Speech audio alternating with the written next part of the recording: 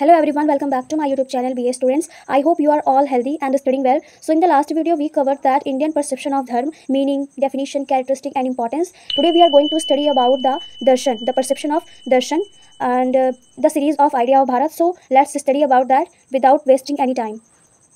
So यहाँ पे first point हमारा दिया गया है मीनिंग ऑफ दर्शन, मतलब कि कहा जाए तो मीनिंग ऑफ दर्शन, दर्शन का अर्थ क्या होता है. So darshan is an Indian word which has originated from the Sanskrit word drishya. दर्शन जो है वो एक भारतीय शब्द है which has originated from the Sanskrit word, जो इसकी उत्पत्ति जो है वो संस्कृत जो है दृश्य धातु से हुई है. It's general meaning is to see, मतलब कि इसका अर्थ होता है देखना. The word darshan is formed by adding the suffix an to it, मतलब कि यहाँ पे बताया गया है कि जो दर्शन है उसकी उत्पत्ति संस्कृत के दृश्य धातु से हुई है जिसका सामान्य अर्थ है देखना. इसमें जो है तो सफिक्स मतलब कि प्रत्यय लगाकर अन, ये जो लिखा है एन, ये दर्शन, इसको लगा के इसे जो है तो दर्शन बनाया गया है जिसका मतलब होता है मीन्स टू सी, मतलब कि देखा जाए. Darshan is that through which the reality is experienced.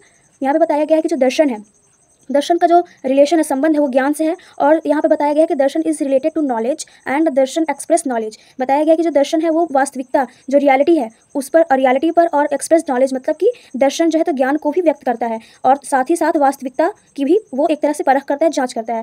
According to अरिस्टॉल, यहाँ पे बताया गया है according to Aristotle, philosophy is a science which investigate the reality of ultimate elements. तो यहाँ पे यही बताया गया है कि अरस्तु के अनुसार अगर बोला जाए तो अरस्तु ने यहाँ परिभाषित किया है फिलॉसफी को, दर्शन को, कि दर्शन एक ऐसा विज्ञान है, philosophy is a science which investigate the reality of ultimate elements. दर्शन एक ऐसा विज्ञान है जो एक परम तत्व बताया गया. यहाँ पे अल्टीमेट एलिमेंट्स मतलब कह सकते हैं परम तत्व या कोई ऐसी शक्ति, कोई ऐसी चीज़ बताई गई है यहाँ पे जिस जो वो इसका जो वो इन्वेस्टिगेशन करता है. एक तरह से इसका अर्थ ईश्वर से लिया गया है कि कोई एक ऐसा अल्टीमेट एलिमेंट जिसकी वो परख करता है, उसका जांच करता है.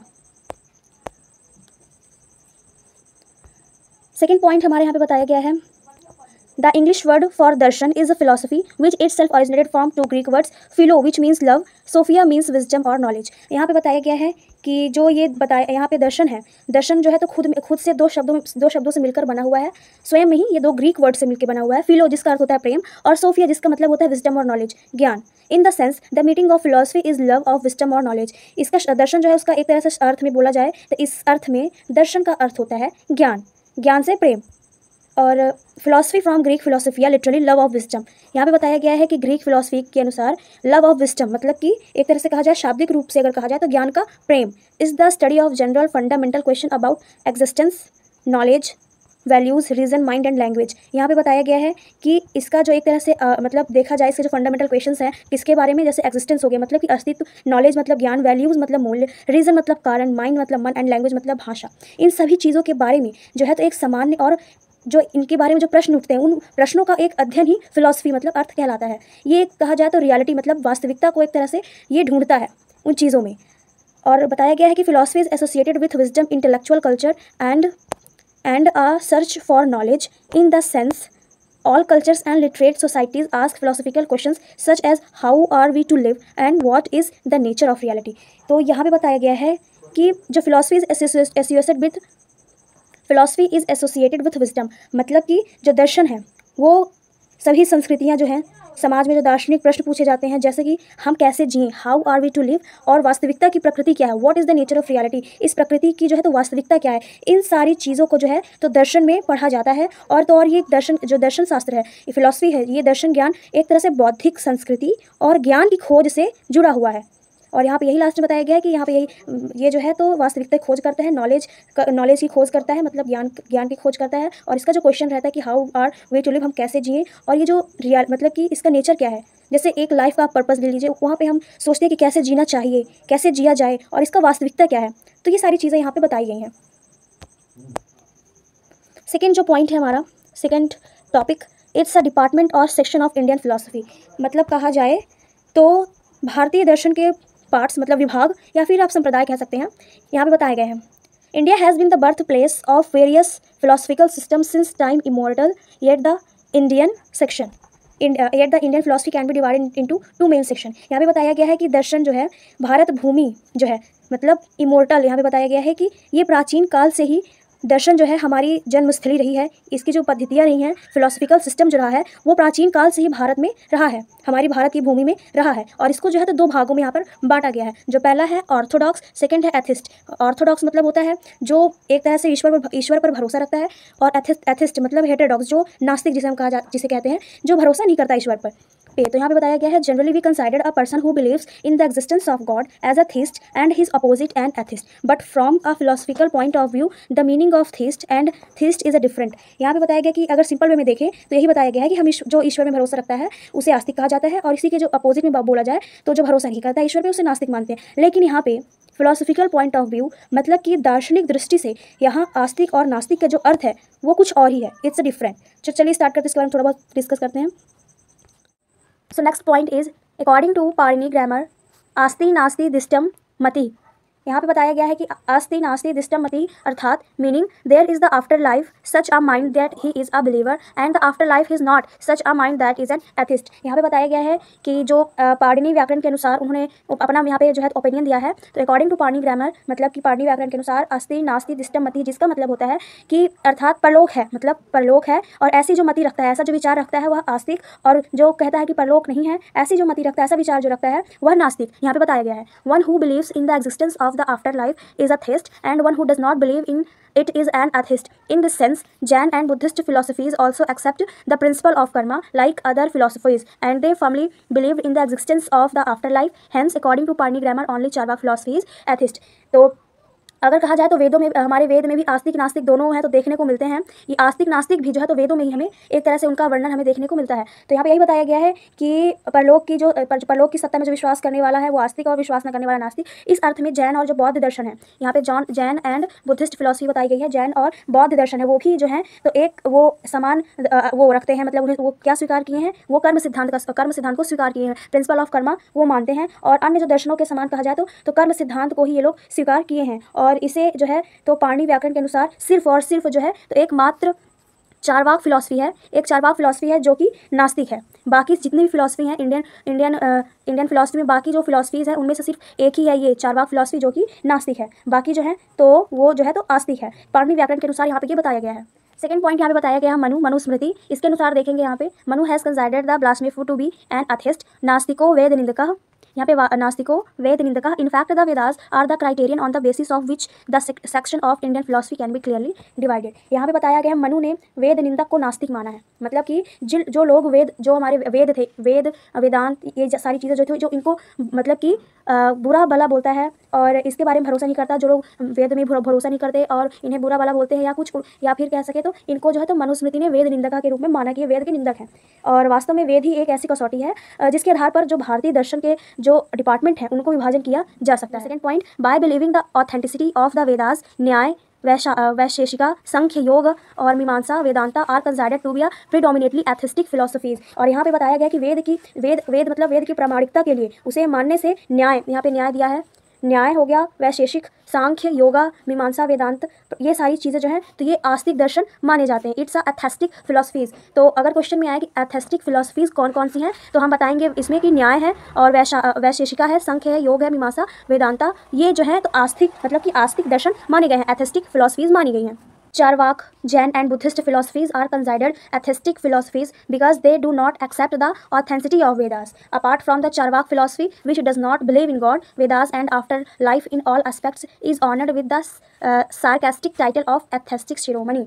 यहाँ पे बताया गया है कि वेद की प्रामाणिकता है ना, तो ना मानने से जो है जो लोग वेद ने प्रमाणित भी किया है और जो लोग वेद को नहीं मानते हैं वो कौन आते हैं, चारवाक, जैन तथा बौद्ध दर्शन। मतलब इंडियन फिलोसफी में जो वेद को नहीं मानता उसमें Charvaka, Jain and Buddhist philosophy, ये जो तीन फिलोसफी आपको देखने को मिल रही हैं ये लॉ ऑफ कर्मा पे चलती है। ये जो है तो एक तरह से कहा जाए तो ये सभी दृष्टि से ईश्वर, वेद तथा परलोक को ना मानने वाली चीज़ें हैं और इसे हम नास्तिक शिरोमणि की एक व्यंग्य, एक तरह से उपाधि के इसमें ये विभूषित है। मतलब एक तरह से कहने का मतलब ये है कि ये जो तीन आपको देखने को मिल रहे हैं, चारवाक, जैन, बुद्धिस्ट फिलोसफी, ये जो है तो नास्तिक है, मतलब कि ये नास्तिक है, नास्तिक फिलोसफी के अंडर में आती है।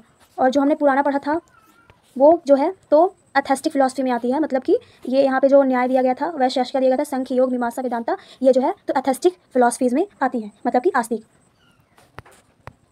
और ये जो है चारवाक, जैन, बुद्धिस्ट फिलोसफी, ये नास्तिक में आती है, एथेस्टिक शिरोमणि। अब नेक्स्ट पॉइंट है हमारे यहाँ पे, even among theistic philosophies Mimamsa Vedanta philosophies which considered Vedas as their basic foundation can be called the gift of Vedic culture. यहाँ पे बताया गया है कि आस्तिक दर्शन में भी जो है तो वेदों का एक तरह से मूल आधार मानने वाले, जैसे मीमांसा और वेदांत इस बताया गया कि पूर्ण रूप से वेदों को मानते हैं और ये पूर्ण रूप से आस्तिक दर्शन है, मतलब कि आस्तिक मतलब जो मानते हैं तो वो वाला दर्शन है, ये आस्तिक दर्शन है, एथेस्टिक फिलोसफी है ये। These are completely based on Vedas, ये पूरी तरह से वेदा जो है ये पूरी तरह से वेदास में मतलब पूरी तरह से ये कम्प्लीटली उस पर बेस्ड है। Mimamsa philosophy is based on the first part of Veda karma kand, Vedanta philosophy is based on the second part of Vedas gyan कांड।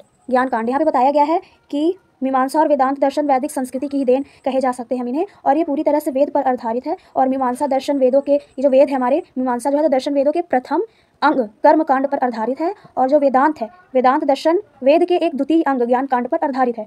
और दोनों ही एक तरह से कहा जाए, in both the philosophies the idea of Vedas have been expressed, that is why Mimamsa philosophy is also called the Purva Mimamsa and Vedanta philosophy is called Uttara Mimamsa. यहाँ पे बताया गया कि दोनों ही दर्शनों में वेद के ही विचारों की अभिव्यक्ति हुई है, इसलिए मीमांसा दर्शन को पूर्व मीमांसा और वेदांत दर्शन को उत्तर मीमांसा के नाम से भी संबोधित किया जाता है।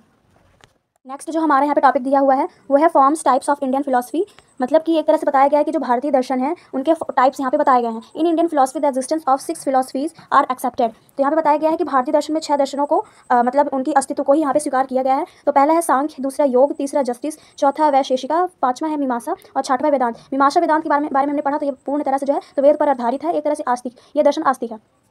These are called Shat Darshan. They are based on the Vedas in some form or the other. These Shat Darshans are also called Hindu Darshan because the founder of each was Hindu. The founder of these philosophies are as follows. मतलब यहाँ पे बताया गया है कि ये जो इन्हें जो है तो शत दर्शन भी बोलते हैं, मतलब कि इस शत दर्शन इन्हें क्यों बोलते हैं कि जो यहाँ पे हमें 6 दर्शन आपको देखने को मिल रहे हैं, 6 की 6 ये इंडियन फिलोसफी है, तो ये जो दी गई हैं इन्हीं को शत दर्शन बोलते हैं, मतलब कि 6 जो दर्शन है किसी न किसी रूप में आधारित है। इसे हिंदू दर्शन भी कहा जाता है, इंडियन फिलोसफी भी कहा जाता है। ये 6 जो हैं तो इंडियन फिलोसफी में ही ये क्या कहते हैं बेस्ड हैं, और इन्हें हिंदू दर्शन कहा जाता है। और क्योंकि इनके जितने भी फाउंडर रहे हैं ये सारे के सारे हिंदू रहे हैं, सभी लोग हिंदू रहे हैं, इसीलिए इसे हिंदू दर्शन भी कहा जाता है। तो यहाँ पे बताया गया कि the founder of this philosophies और एज फॉलो। अब आगे हम पढ़ेंगे कि ये जो फिलोसफी दी गई है तो इनके फाउंडर कौन कौन है। तो चलिए नेक्स्ट पार्ट में पढ़ते हैं। तो यहाँ पे बताए गए हैं कि जो सांख्य फिलोसफी है हमारी, सांख्य फिलोसफी उसके जो मतलब फाउंडर थे वो कौन थे, कपिल। और सेकंड हमारा दिया है योगा फिलोसफी जिनके फाउंडर थे पतंजलि। और तीसरा दिया है यहाँ पे न्याय दर्शन, ये कौन थे, इनके फाउंडर गौतम। और जो हमारे ये चौथा दिया हुआ है यहाँ पे वैशेषिका फिलोसफी, इनके फाउंडर कौन थे, तो इनके फाउंडर कणाद जी थे। और फिफ्थ यहाँ पे मिस्टेकिक फिलोसफी दिया है जिसके जो मतलब की रहे हैं फाउंडर जैमिनी। और छठवां यहाँ पे वेदांत फिलोसफी दिया हुआ है, इसके जो फाउंडर रहे हैं वो थे वादरायण। तो ये जो फिलोसफी दी गई हुई है ये इंडियन फिलोसफी है, इट्स अ इंडियन फिलोसफी। अब आगे थोड़ा सा पढ़ते हैं। Apart from this philosophies details of another philosophies are also available in Indian scriptures. यहाँ पे बताया गया है कि जो भारतीय शास्त्रों में भी इन दर्शनों के अलावा एक और जो दर्शन है उसका भी हमें यहाँ पे विवरण देखने को मिलता है इंडियन स्क्रिप्चर्स में। फिलोसफी इज कॉल्ड मध्य मीमांसा एंड भक्ति मीमांसा दर्शन। तो यहाँ पे बताया गया है कि इस दर्शन को मध्य मीमांसा और अर्थात इसका कहने का मतलब है कि भक्ति मीमांसा, या हम भक्ति मीमांसा बोल दें या फिर हम जो यहाँ पे मध्य मीमांसा बोल सकते हैं, ये दोनों एक ही नाम है, मतलब दोनों एक ही है। और 2 books related to this are available. One is भक्ति सूत्र written by महर्षि शांडिल्य। महर्षि शांडिल्य ने क्या भक्ति सूत्र लिखा था, एंड अदर इज नारद सूत्र written by देवऋषि नारद। तो ये बहुत इंपॉर्टेंट है, इसको आप जो है तो याद रखिएगा। सो ये लास्ट टॉपिक है हमारा। Bhakti Mimamsa has great importance in the emotional form of Indian philosophy. It is necessary to keep Bhakti Mimamsa along with the 6 philosophies. तो यहाँ पे जो है तो बताया गया है कि जो भारतीय दर्शन के एक मतलब ये emotionally form of Indian philosophy, मतलब कि भारतीय दर्शन के जो भावात्मक स्वरूप में भक्ति मीमांसा का बहुत ही ज़्यादा महत्व है। और जो इसे भक्ति मीमांसा को ही मध्य मीमांसा भी बोला जाता है। हमने ये पिछले पैराग्राफ में पढ़ा था कि भक्ति मीमांसा जो है ये एक भावात्मक स्वरूप है जिसमें कि पूरी तरह से इसका महत्व दिया गया है भारतीय दर्शन में। और भक्ति मीमांसा को जो है तो क्या बोला जाता है 6 फिलोसफीज, मतलब कि जो षट दर्शन के उसके साथ रखना आवश्यक बहुत ज़्यादा है। और all the major elements of this universe are 7। Like यहाँ पे ये बताया गया है कि जैसे यहाँ पे there are 7 colour in the sun. यहाँ पे रुके बताया गया है कि जैसे यहाँ पे बताया गया है कि there are 7 colour in the sun rays, मतलब इंद्रधनुष उसमें 7 कलर होते हैं। There are 7 colour in the sun rays, there are 7 notes in a music, there are 7 lands of knowledge and the lands of ignorance When this is so, then the sages must have definitely created 7 philosophies as well. In this way, the usefulness and importance of Bhakti Mimamsa philosophy can be proved. तो यहाँ पे बहुत important topic दिया गया था ये कि जैसे there are 7 colours in the sun rays, जैसे सूर्य में यहाँ पे बताया गया है कि जैसे सूर्य जो है उसकी उनमें जो है तो 7 रंग हैं, और संगीत के स्वर जो हैं वो 7 हैं, और ज्ञान भूमि अज्ञान भूमि भी 7 हैं। जब ऐसा है तब जो ऋषि मुनि थे, जो ऋषियों ने निश्चित रूप से 7 दर्शनों की भी रचना की होगी। तो ये जो 6 हमने दर्शन पढ़े थे, सांख्य दर्शन, योग दर्शन, न्याय दर्शन और वैशेषिक दर्शन और मीमांसा दर्शन और वेदांत दर्शन, तो हम इसको निश्चित रूप में 7वां दर्शन मान सकते हैं भक्ति मीमांसा को। तो इसी प्रकार भक्ति मीमांसा दर्शन का जो है तो एक बहुत ही महत्व तर्क सिद्ध किया जा सकता है, और एक तरह से इसको अब इंडियन फिलॉसफी में, भारतीय दर्शन में इसका हमें महत्व देखने को बहुत ज़्यादा मिलता है। तो फाइनली हमारा आज जो है तो धर्म तो हमारा नेक्स्ट वीडियो में, मतलब पिछले वीडियो में कंप्लीट हो गया था। आज हमारा जो है तो दर्शन भी कंप्लीट हो गया। आज हमने इसके बारे में पढ़ा, मीनिंग ऑफ दर्शन के बारे में पढ़ा और इसके अर्थ को समझा, और हमने थोड़ा इसके बारे में डिटेल से पढ़ा, फॉर्म, इसके टाइप्स भी पढ़े हमने। और शत दर्शन इसी कहा जाता है जिसमें सांख्य, न्याय, योग, वैशेषिक, मीमांसा, वेदांत दर्शन है। इसके साथ ही साथ एक और हमें दर्शन देखने को मिलता है भक्ति मीमांसा, जो कि बहुत ही ज़्यादा महत्वपूर्ण है इंडियन फिलॉसफी में, भारतीय दर्शन में। तो आज हमारा ये सेशन कंप्लीट हुआ। अब हम नेक्स्ट जो हमारा टॉपिक है, नेक्स्ट जो चैप्टर है हमारा, वो रहेगा द कॉन्सेप्ट ऑफ वसुधैव कुटुंबकम। बहुत ही अच्छा चैप्टर है, उसको भी हम आगे पढ़ेंगे। तो चलिए, सब कुछ कंप्लीट हो गया। आई होप आप सभी को समझ में आया होगा। अगर आपको कोई डाउट हो तो कमेंट बॉक्स में पूछ सकते हैं, और जहाँ कोई आपको गलती भी समझ में आया, आपको अगर डाउट लगे कि ऐसा है, तो आप बिल्कुल हमें जो है तो कमेंट बॉक्स में बता सकते हैं। तो शेयर करिए, सब्सक्राइब करिए चैनल को, ताकि हम मिलते रहें और नोटिफिकेशन आपको मिलती रहे, और लोगों तक भी शेयर करिए इंग्लिश मीडियम के जो स्टूडेंट हैं। So thanks for watching.